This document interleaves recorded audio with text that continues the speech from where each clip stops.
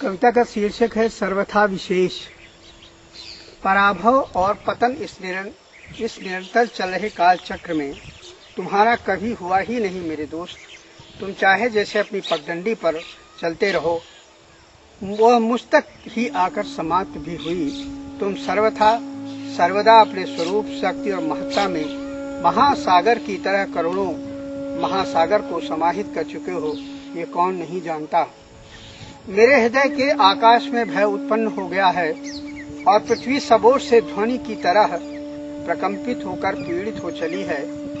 सुख दुख, लाभ हानि, कीर्ति अपकीर्ति, मान अपमान और अनुकूल प्रतिकूल युग्म का द्वंद्व है जो मुझे तुम तक पहुंचने से रहित है, स्थित है।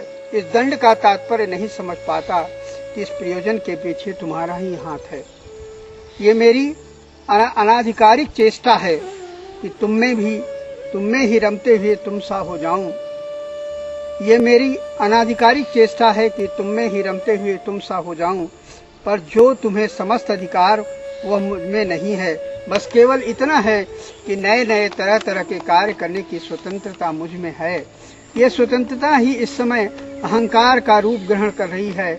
हठी है ये मेरा हठ ही तुमसे दूर करते हुए नवीन कर्म करने का अधिकार छीन रहा है। मुझे आभासित है कि यह सब तुम्हारी इच्छानुसार ही है।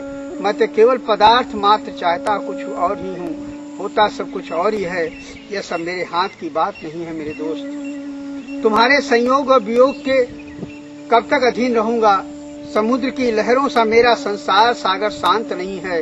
वह शांत तो तब हो जब समुद्र की लहरों को मृत्यु है समाप्त हो जाए। यही तुम्हारा उदार उत्सव है जो घटनाओं में विषम बुद्धि उत्पन्न करता है, अप्रिय होने वाले अनंत भेद को भी प्रकारांतर से अज्ञान जनित कर देता है। मेरा क्या, तुम्हारी ही संकल्प शक्ति है मुझ में। उस दिन से खामोशी की खुशबू उड़ेल कर उदार उत्सव का अंग बना दिया है। तुम इतने अद्भुत हो जो मेरी रोमालियों में व्याप्त होकर प्रकाश हो। तुम अलौकिक और दिव्य आकर्षक हो। वह सब गुण अविराम मुझे नदी बनकर निरंतर सींच रहे हैं मेरे संकल्प को। अंतिम है, तल्लीनता प्रस्फुटित है, मुग्धता हरितिमा का रूप बन गई है, तन्मयता खिलखिला कर खिल रही है। अब तुम ही बताओ केशव, अपना सारा आपा तो मिटा बैठा हूँ मैं। तुम्हारे साक्षात्कार के बिना कहाँ और किस प्रदेश में वास करूं। तुम्हारे साक्षात्कार के बिना कहाँ और किस प्रदेश में वास करूं।